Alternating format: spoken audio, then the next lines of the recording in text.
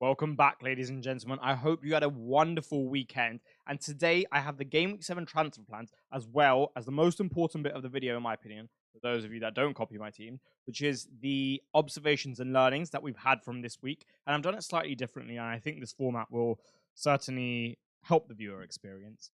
It looks like we've got a red arrow because we do, but I honestly think, especially considering I've still got some menus to play, that this is a very, very good week for me. Maybe not very, very, but I'm still very, very happy with the week at least. We'll go into why when you see the team 52 points and down to 450k roughly. But like I said, I'm happy with it. A lot of you who have watched regularly haven't subscribed. If you could please do so as we're close to 3,000, I would really, really appreciate that. I imagine your FPL experience would be enhanced as a result. There is so much to get into today, however, so let's hop into the video. First up, we have Matt Sells in goals. Now, Nottingham Forest, who we're going to touch on in the observations and learnings, as we will with pretty much all the teams. Well, he didn't have a lot to do yesterday, Sells. Fulham barely created absolutely anything. It was just a poor penalty given away by Murillo, and Sells nearly saved it. I put a tweet out about 2 weeks ago where I was like, Sells has good penalty saving technique. I think he does. And he was very close to getting a hand on it and saving it. So that could have been a mega haul, but wasn't meant to be, and that's okay. Going forward, I mean, Forest still look good defensively, as we're going to touch on. Absolutely no reason to sell him. I mean, people have been bringing him in on a wild card. All the keepers still, in general, don't look great this year. Apart from him, I would say I like Sanchez and Flecken to an extent, but Sanchez more so. But apart from that, I don't think there's anywhere else to go. So more than happy with Sales to continue there. And that is the most boring bit about the team, but let's get into the rest. Right, now time for some more interesting discussion. Someone who I really didn't expect to get points, maybe the person who I thought was least likely to get points this week was Anthony Robinson, but to walk away with a 7-pointer, and on the BPS system, he was just 1 bonus point away from walking away with 8 points, which would have been even better.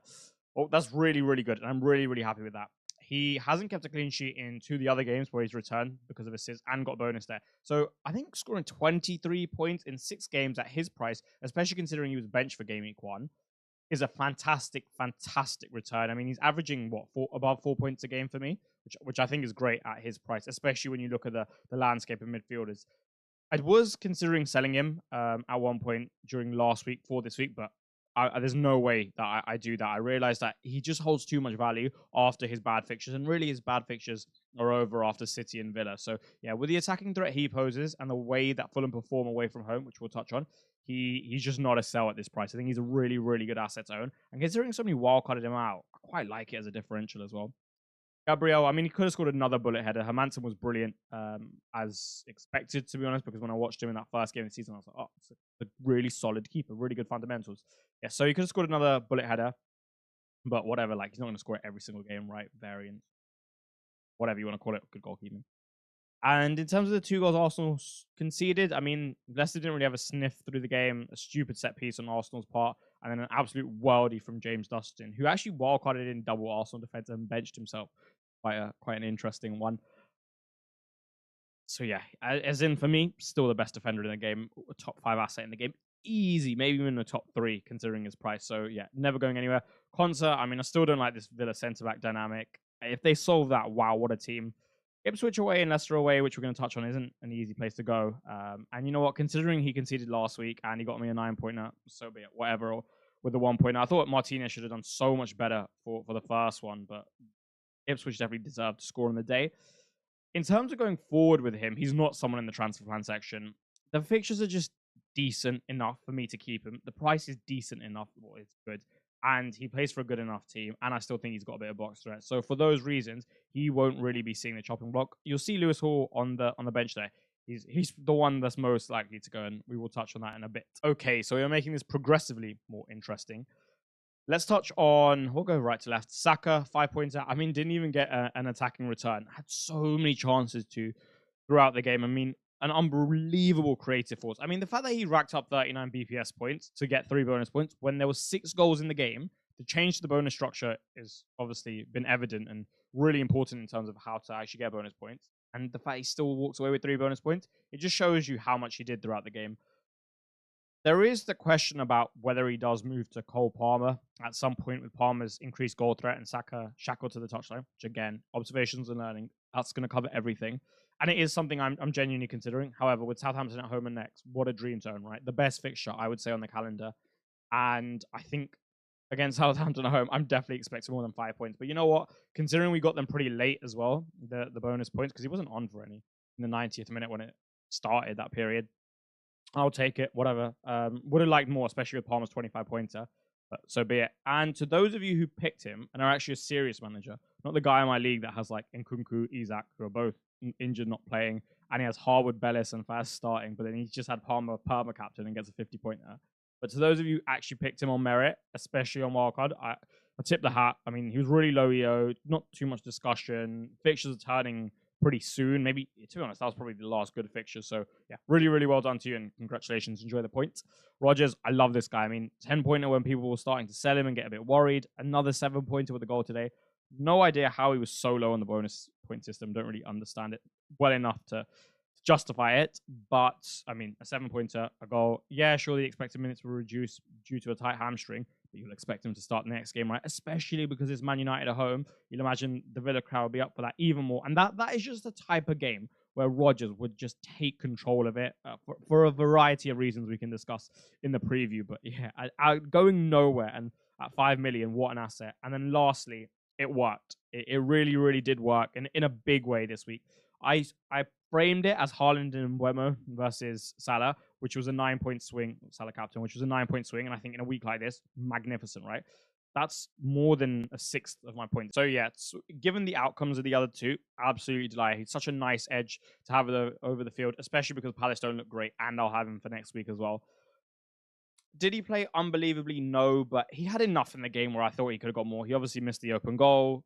Penalty was great. Thank you very much, Jota and referee for giving it. But even in the second half, there was enough. There was one break with Curtis Jones. He should have done so much better. There was another break in the second half. There were enough isolated situations where he was one-on-one with a fullback and had the final action been a little bit better, etc., etc., right? So I think a 10-pointer was a fair result and just delighted with the decision-making process behind it. And I hope that some of you got on it as well. One last thing on the captaincy, Salah aside, I'm also looking forward. I would just say if you're really trying to get to those upper echelons and those really, really good ranks, these are the type of spots that just must be exploited. When you know Haaland's going to be mass captained and the difference in expected points is so marginal between the two, and there's enough analysis to back a certain tactical prediction, for example, that Eddie Howe would go with this setup and Haaland would struggle against it and Rodri out and De Bruyne out. I think even if you're giving up like a little bit of EV, you've just got to take those because it makes so much sense, right? Just bet on yourself just to get a little bit lucky, just a little bit. And the rewards are so big. And in this spot, for example, one of the reasons I chose it was because I had significant downside protection. And where you have those spots, and a lot of managers, not a lot, but quite a few did, and I imagine they didn't take it, I really do think you need to start exploiting and really looking out for them. Just going as deep as you can with the analysis and always trying to find an edge each and every single week. Because you look at the game, right, and let's just take a look at the Content Creators League, but also like the Elite 64, the Analytics Elite 64. No one's really doing that well out of the content creators, and collectively as a group, we're doing pretty awful. And it just shows how much harder the game's becoming. I know we're still early on, but wildcards have been used in abundance. And for those reasons, I think when you get those spots this year, this season, take them. I also don't like the approach about how people are like, oh, it's still early on in the season, we don't need to worry so much. Well, yeah, but the points now are still worth the same points in Game Week 38. And I'd much rather have a 70-point league going into Game Week 38 ahead of my mini league rival than a 20-point, okay? And so, like, I don't think you should ever take points for granted, basically. And I think that has been done. Just a few tweets on the timeline that have prompted this discussion. So, yeah, when you have those opportunities, take them and also be a little bit stingy with points. So just offer them like, oh, yeah, I'm going to take a hit for this player. Oh, I don't mind using a transfer to capture this upside. Oh, I'll just capture him every week because on fire. Just make sure that the analysis is always sound because you'll find yourself in positions where you'll be like, oh, there's a little bit of profit to be had. Let's take it. Lastly, the forwards. I mean, Calvert-Lewin could have had an assist. He slipped in Decore and Decore didn't get his shot off. It was a great recovery run by the Palace centre-back. He did a bit. He didn't do too much. He's in the right positions, whatever. Like, he's not a massive problem, right? Well, he could become a massive problem if there were loads of forwards firing, but there's not, apart from Ollie Watkins and Haaland and Havertz to an extent because he's got 6 points and now there's Southampton at home, but they're all expensive, right? And Chris Wood blanked again, so it's not really a big deal. He'll only become a problem when all of the other cheaper forwards start doing better, but his run's still pretty good, right? Newcastle at home is a fine fixture to have. Not great, but it's okay. And then Ipswich away, which we'll touch on, but it's okay, but it's not great, especially for Everton, with all due respect. So with that in mind, he's going to be kept. Well, I'll be keeping a close eye on him. I'll give him 2 weeks max, and I think I'll take him out. You'll know if you watch my content so far that I think forwards are just absolute gold mines this year. I don't really have any intention of selling Havertz soon. I am not as strong as him as I used to be. I think there could be a few different routes. Watkins, for example. But yeah, DCL will need to start performing, but he's still got about 2 weeks. Haaland, I wouldn't say he didn't have a sniff. He had enough. Like Gundo could have played him in a couple of times, but really, really happy with the analysis that Eddie Howe. I didn't necessarily expect him to go 5-4-1 off the ball and press man to man originally, and then translate, come back and then pressing that 5-4-1 transition into that 5-4-1 shape. But he did. I did expect him to take something from Arteta because it was a fantastic game plan to nullify City, and it was the first time they didn't have Rodri and De Bruyne on the pitch, and you saw how much they struggled without them. So yeah, it was really good coaching, and I'm glad that I could make some form of a projection into that. We'll speak about Haaland more so later because I do think he's going to get worse as an asset. I don't see how he can get better. And then Havertz, sure, the goal at the end was really lucky, but he should have got, like, the finishing was poor throughout the game. And we'll speak about that in a little bit. So yeah, I think a 6-point is fair, all things considered. And you see me on 52 points with Semenyo to go. Really looking forward to the Southampton at home fixture tomorrow night. Shouldn't need too many points to get a greener. 4, 5, max 6, but really I'm hoping for at least an assist. But if we get a goal, then it'll be good. So with that in mind, there's a nice little opportunity there. And also, given the fact I sold Eze and he got a 2-point hit, it makes it feel so much better, especially because Semenyo hasn't played. So even if he does blank, then whatever, man.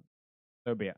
So yeah, really happy with the start. And whilst it's a red hour, I think it's going to turn green tomorrow night. And relative to the rest of the field, considering no wildcard 6, considering no chips are being played, and considering the overall rank, I think it's a very, very solid start. And I don't really need to wildcard soon either. So yeah, all good. And I look forward to seeing how next week unfolds. And now going into some analysis. Right.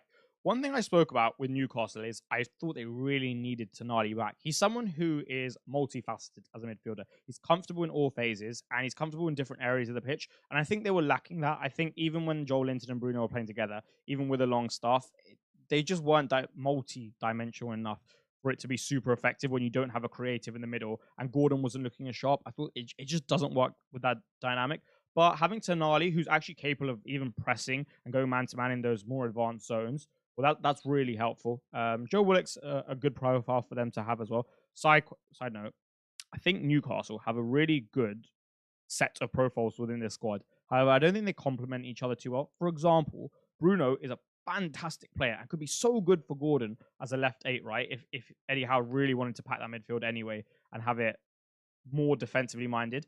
But then to get him to play left 8, well, you would need a 6. And I think they have so many good profiles. Gordon, Isak, Tonali to an extent, but mainly Bruno.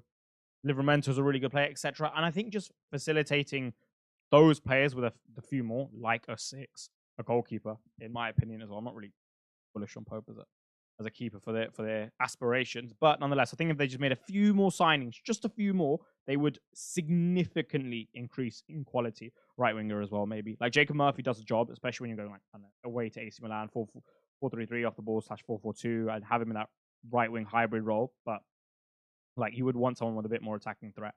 Anyway, that was a side note that I just wanted to talk about. Gordon, you see contract bounce because he's signed a contract till 2029. Now, I can imagine that he was a little bit upset that he didn't get his Liverpool move. There were some murmurs and rumors about that anyway. And that's actually quite a big deal in football, right? And I think it's really much more of a big deal than people make it out to be. These type of off-the-field things. You've seen Rashford, for example, when he's confident, wow, what a player. When he's not, he looks a shadow of him for himself. Now, if Gordon was upset to an extent, and probably just wasn't there mentally as he was last year, especially with the Euros hangover and playing no minutes, and then the move collapsing, well, you can understand why there would have been a drop in performances. But with a new contract, he's clearly settled here. The fans took to him so well before the game. He looked really sharp against it as well. I thought it was his best performance of the season. I like the body language as well. Obviously, he was playing at 9, so it was a bit different. But he won the penalty himself, took it, scored, confident, etc., etc. So I think he is someone who's relatively fixture-proof. Newcastle, as an attack, can also be relatively fixture-proof given their transitional quality to an extent. I think he's a huge part of that, if not the biggest part of that, I would. But yeah, he is definitely someone I would be considering as a differential at some point. And I stress differential, maybe not as a Embuemo type of lock, but someone you should be considering. We've talked about Eddie Howe, good coaching, 5-4-1 off the ball, which transition from the man-to-man press high up the pitch, copied Arteta to an extent. Very, very good. Very, very good. Limited the spaces. It was like, okay, move us with your pass. Ball circulation from City wasn't quick enough. And as a result, Haaland looked significantly worse. Now, Gundo wasn't the sharpest in the game, but whatever, that happened. It was more so just the general game, just like the general level of chance creation, and it just wasn't there. When you don't have De Bruyne behind, of course it's going to affect you massively. And obviously, Doku and Savio weren't playing, so even when Newcastle were in a low block, it was much more difficult to break them down. And I just don't see how Haaland's as good of an asset now. Yeah, sure, the fixture run is magnificent coming up, but no Rodri, no De Bruyne, increased volume of games, Champions League. He'll do well. I just don't think he's going to go and do as well as he has previously done. The only thing that he's got going for him, I would say, is the fixtures are seriously good. Apart from that, I would just tread a little bit cautiously with captaincy. I would give it more thought every week. I told you in the Game Week 5 preview that you must look closer at Oscar Gvardiol, and I will say it again because, wow, what a player. Even before he scored, I was thinking this guy is phenomenal. And the fact that he is a defender who has a license to get in these type of positions, is allowed to play this type of role, and then also has so much quality to deliver from there. Brilliant ball striking, great finishing for a defender, good in small spaces, which is a massive deal in the modern game because you need to be able to play in those pockets high out the pitch, just given how teams set up when they want to go deep. Moves really light. His body mechanics are impressive. That's been spoken about on Twitter. So for all those reasons and those fixtures coming up, seriously consider Gvardiol if you don't have him. I mean, what at 5'9", honestly, top 5 asset, genuinely. For that fixture on, what a player. That's enough talk about City and Newcastle. Mbeumo, he should have had more. Good finish in the first minute. Really good finish in the first minute, as he did last week. West Ham, they just look poor. They're just conceding way too many chances. I don't really agree with anything that Lopetegui is doing. I don't really have anything good to say, so I'll probably just not say too much. But yeah, one of the teams to target for sure. Mbeumo, I mean, you got 9 points from him. Fixture run's good. He looked good. He should have had more. Don't sell. Buy. Wouldn't say he's essential because I don't think his ceiling's as high with Vista out because I just don't think Brentford create as much. But really, really nice asset to have. McNeil's technique on that first goal was nuts. And if someone else scored that, he'd be getting so much more applause and recognition for it, and he deserves it because it was so well taken. Just a little difference to most things. If you just watch the way the foot goes under the ball, and he catches it almost a little bit like a knuckle, but still has to open his body up just a little bit to get it around the defender. So impressive. He's not going to do that every game, but what it shows me, and I kind of already knew this because I've been a fan of his for a while, is that he's got quality. So even if Everton aren't having the best of games, with the volume of opportunities he has to return through open play, but mainly set pieces as well, there's enough there where the floor is still pretty decent. And at that price, with that fixture on, you can't really go too wrong. So I'd really be considering him. Eze's got to go now. Liverpool at home, and Palace just don't look good enough. He doesn't look...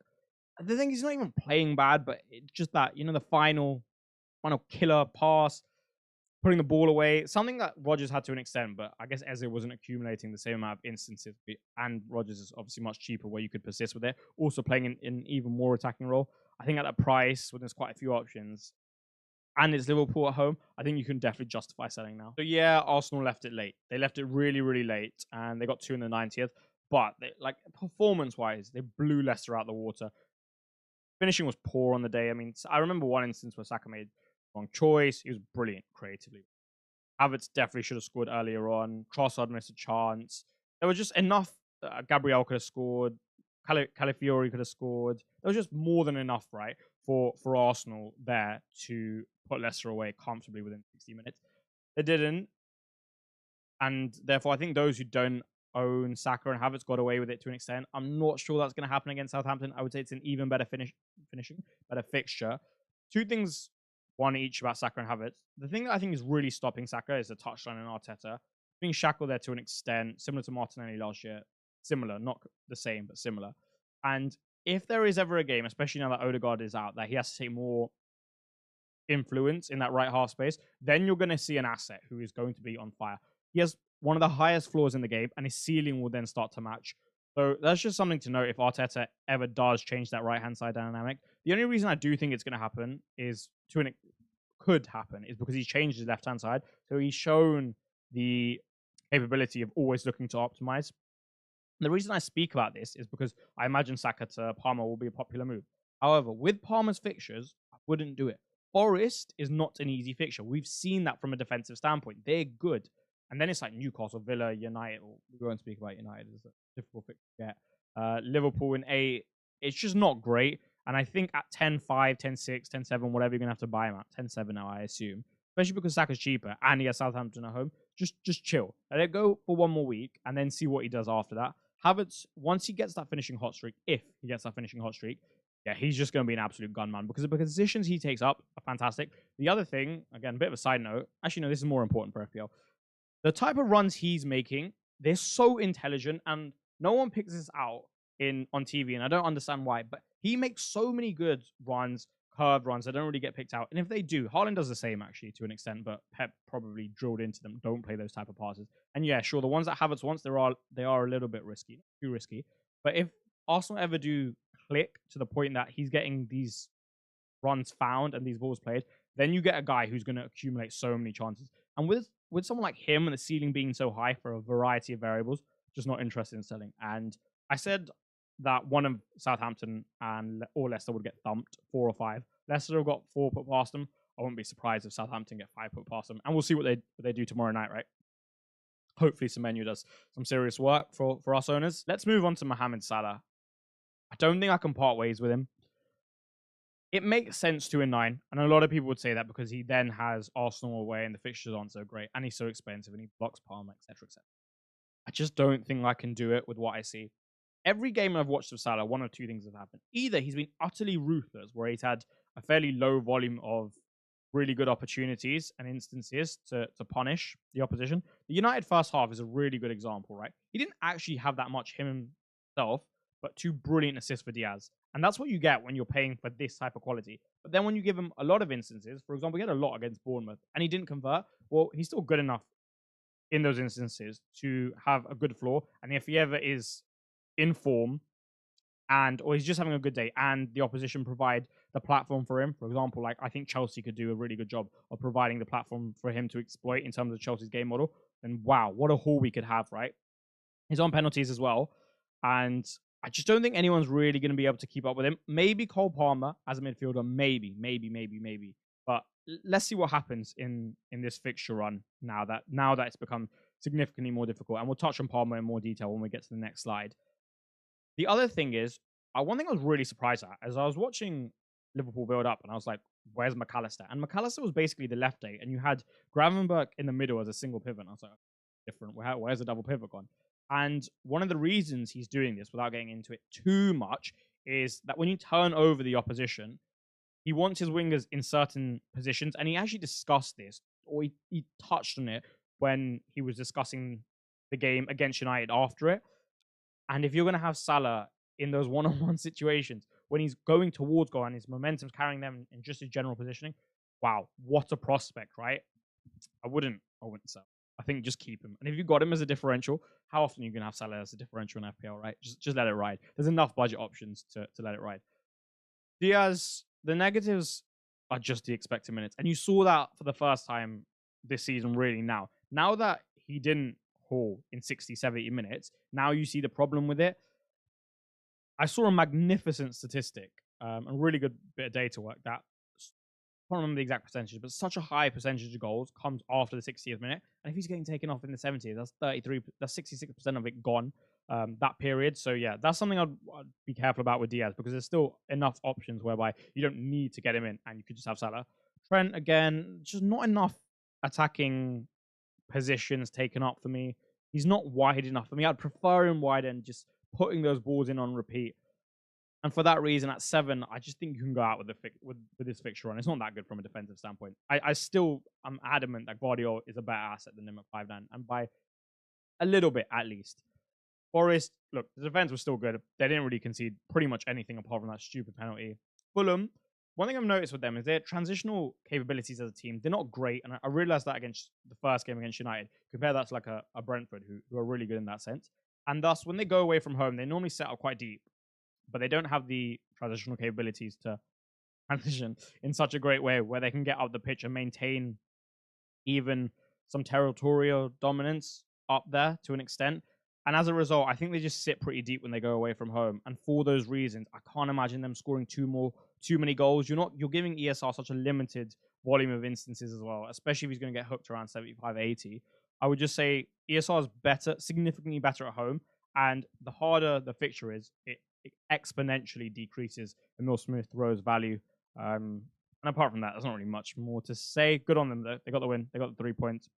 Fair result. Probably a draw in that game. But yeah, they've started well, and I think like if you've got ESR and Robinson, there's no real reasons to sell them. But just like keep that in mind and just hamper expectations when they have these difficult away games. At home though, I fancy him. Chelsea, dearly beloved, and Chelsea, or we are now 2 points off the top of the league. And I think this guy has a huge amount to do with it. I mean, 6 goals and 4 assists in 6 games is stupidly good, especially when you consider he came back late from the Euros and the first game was Manchester City, which was almost a write-off to an extent, and we didn't have a sniff. I mean, this guy is on fire. And why wouldn't he be, right? Started last season so well, ended it so well, and he started again. And he had a good Euros as well. So, yeah. The real question is not, oh, wow, he's so good. It's, do we buy him? And my response is no. 10.6 is quite expensive. And I just think when Saka has Southampton at home, you cannot sell Saka before Southampton at home. There's no way is that worth a transfer, especially when Palmer has a significantly worse fixture in Forest and the fixtures get tougher after that. Just let it play out. If he does it against Forest and he slaps them silly, okay, now I will give it serious consideration. And don't get me wrong, Palmer in so many senses is a great asset. I'm just thinking from a strategical perspective, right? You can't own them all, right? It's not Pokemon. Just wait. Just wait. Just exhibit patience for one more week, and as brilliant as he was, just let it go, okay? And you know what? Like, even the 25-pointer, it didn't actually do that much damage if you captain the right person anyway. So as long as, even if he keeps hauling, you're probably not going to captain him too often. It's not even that big of a deal. That is another reason why I wouldn't be using transfers and selling the likes of Saka. The reason I use Saka is because, especially with how wildcard drafts look, which a lot of you are on, and just general team structures, there's not easy routes to him.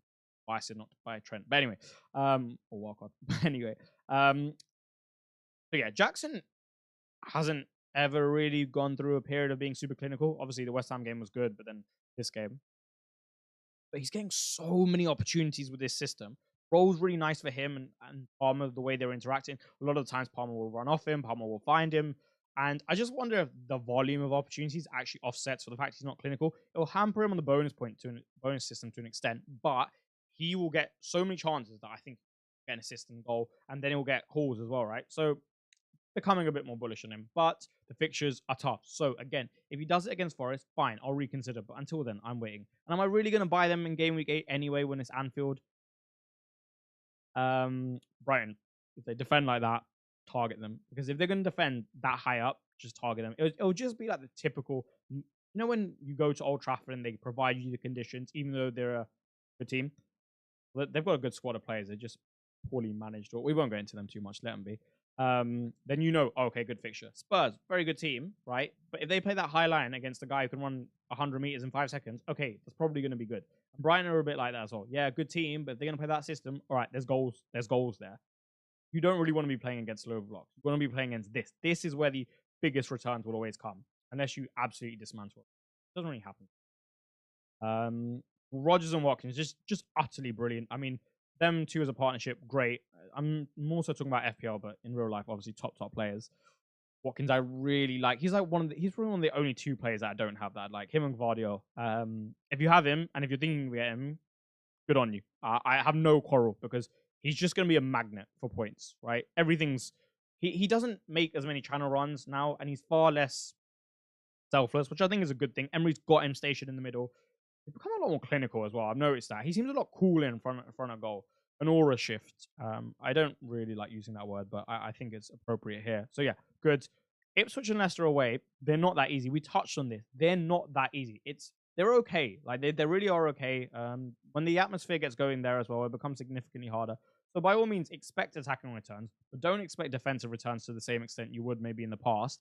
So going away to a promoted side, and just be a little bit careful even in terms of the attacking returns, because like I said, they've got enough there to make it a game. United's, I mean, the fixture run is so nice for the attacking asset. For someone like Rashford and Garnacho, if they were in form, the fixture run is so nice, but God, were they poor today. I honestly think Ugarte was the one that you could blame the most. He got off pretty light, I thought, on commentary, but oh my god, did I think he had a bad game. I mean, as a number 6 in the league now, especially in a Ten Hag system, you need to be a space eater, and he did not eat any space. I thought he was poor physically, very poor physically. Didn't really offer much on the ball. Ten Hag likes to progress out of his sixes, like, and quite vertically so, and he didn't really offer you that either. I thought it was a horrible performance. And if that is going to be their midfield going on, God help them. Yeah, Rashford and Garnacho, like, if they can get better than not them personally, just United, then they'll be great. But until then, I guess you just have to avoid. There's just no point taking the punt. Spurs are super interesting because the run's quite nice. Solanke just doesn't look super sharp to me yet. I wonder if that injury still playing with him just a little bit. I wouldn't be surprised, right? He came back fairly quick. He doesn't look super sharp to me, but an Ange number 9 will always generate opportunities as a result of the system, and he's obviously a good player, right? You don't spend 60 million for a bad footballer. Whilst I think it was too much, about 18 million too much, it's irrelevant because we're playing FPL. He'll still score goals.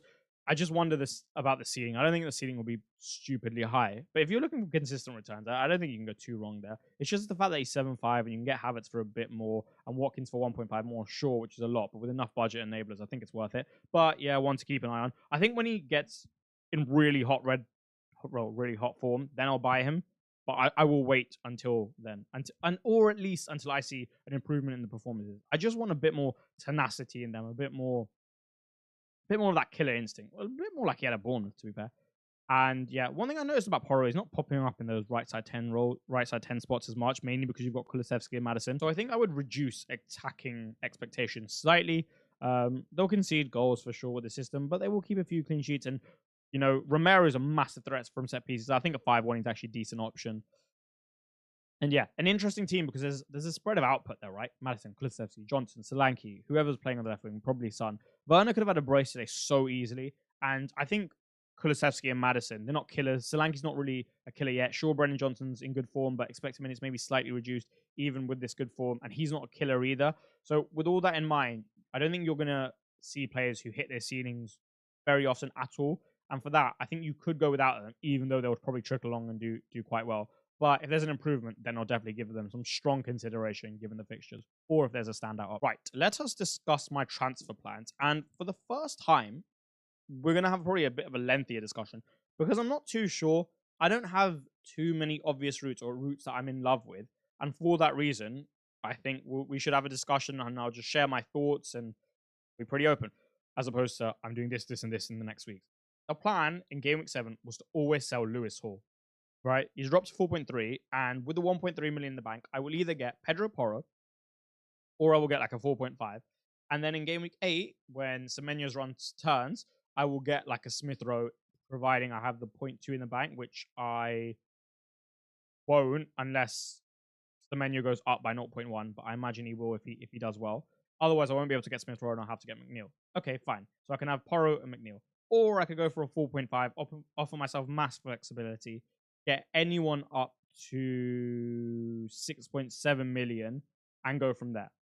And that was the plan, right? So that I could not play Lewis Hall this week. However, given they drew 1-1 against City and the whole team in general had a pretty decent game, I wouldn't be surprised if he starts away at Everton. Now, it's not ideal because I have Calvert-Lewin, but you know what? You can't have an optimal team every week.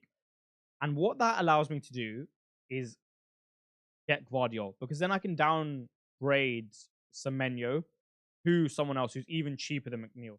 Before I could have done it, because there's a 1.6 million difference, I could have done it if McNeil, between Gvardiol and Hall, I could have done it if McNeil stayed at 5.4. He didn't. So I'd have to go to someone even cheaper than McNeil.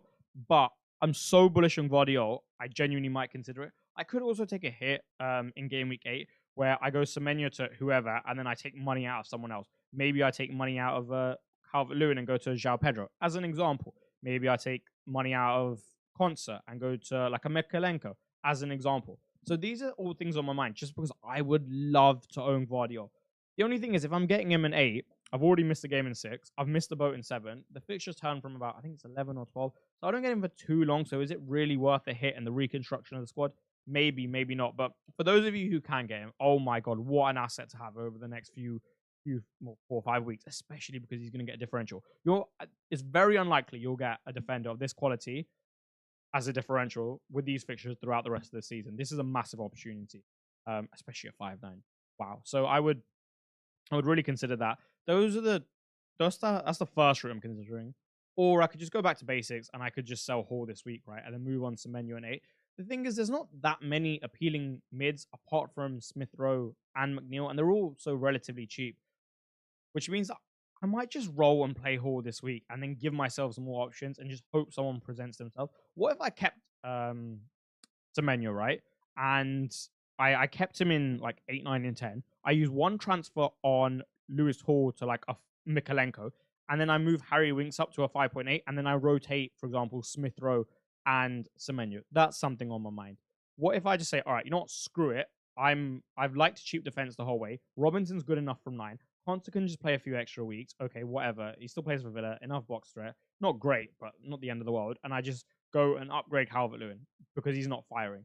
And I just like having that flexibility when there's no one there that is really presenting themselves to me. I would genuinely roll in a heartbeat if I knew that I could afford McNeil and Gvardiol from Lewis Hall and Semenyo in 8, but I just doubt that I'm going to be able to do that. I think Semenyo will need like a triple rise. Otherwise, I'll be 0.1 off. So yeah, I'm really thinking about essentially changing my plan for Gvardiol. And if not, then I think I might just go Semenyo to straight to McNeil or Smith Rowe because there's just no one else. Whilst I was set on making a transfer this week, I could roll. I really could roll and just play Hall just because I would like the flexibility. And you know what? There's the international break as well. And having 2 frees in there, which I literally just thought about, would be quite nice. There is one more player that I should probably speak about, and that's Kai Havertz. The run pretty much ends in game week 7. Bournemouth away is not that easy. Liverpool at home is not that easy. Newcastle away is not that easy. Chelsea away is not that easy. And for all those reasons, at his price, could I get away from him? Could I go someone cheaper? Could I even go to like, I don't know, Nicholas Jackson if he catches red hot form? Because yeah, sure, he's got a bad run as well, but at least he's cheaper. Maybe another forward will present themselves. I love Matthias Cunha as a player. What if he's a great way to get some cash out of Havertz and move it into Gvardiol? If I just kept Semenyo, right, I could do that. I could go Havertz to Cunha and then use the money to get Gvardiol. And if I didn't want to play Semenyo, I can always just take a hit for Smith Rowe, which really isn't ideal, but whatever. Maybe I'll play Harry Winks in a week because I actually think I'm going to have to play him 1 week and he's going to return. I've had this thought for a while. So, yeah. So, those are all things I'm considering. I would definitely consider Cunha in your plans. And that is all for today. Very, very much up in the air, and you will have a lot more clarity in the game week 7 team selection. But I just wanted to give you some, thoughts and just a very open field discussion. And that is all she wrote for today. Coming back to the rank, I think 412 points at this stage with Semenyo to play and the wildcard and triple captain in the back pocket. And the team looking good. Really, really happy with the start, especially when you compare it to most engaged managers, right? One of the big reasons for this red arrow is literally these dead teams. And when I say dead teams, I literally mean there are no transfers being made. They just have Cole Palmer captain because like 3 billion people have him and I don't know, 500,000 people have that. And they just go skyrocketing because of a 50-pointer. So I think the rank is slightly a facade this week, and I think it'll make a lot more sense in 4 weeks, I would say, when the international breaks kick in and the after effect of not having a wild card kicks in. So yeah, really, really happy with the start. And if you're not, all I would say is it's so early. Just chill out. Just be patient. Don't go chasing points. Okay, there is so long to go. It's gone this bad for you in 6 weeks. How well could it go for you in the next 6 weeks? It only takes 3 weeks, right? And if you knew that it was going to all go well for you in 6 weeks, as long as you did the right things, you would do it. So just have some faith that persisting through this will be fine, and you'll get your just reward. And yeah, that is, like I said, all she wrote for today. I shall see you very, very soon, probably on Tuesday. What video, I don't know. Maybe a Game Week 7 wildcard because some people are on that, or something else. But yeah, I'll see you very soon. Have a wonderful weekend of what remains, just a few hours, and enjoy the working week on Monday.